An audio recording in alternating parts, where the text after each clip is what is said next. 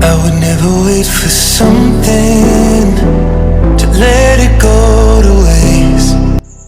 आज के ब्लॉग में आप सब लोग का हार्दिक स्वागत है दोस्तों।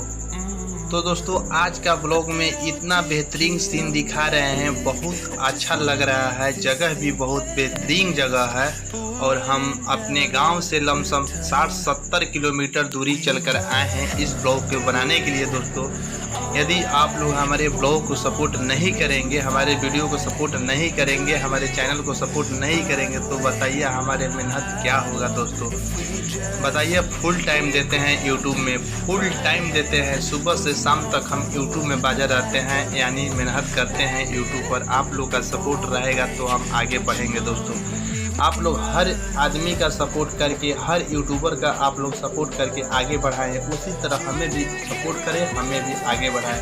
तो हमारे चैनल को सब्सक्राइब कर लें दोस्तों और घंटी भी दबा दें। Thank you.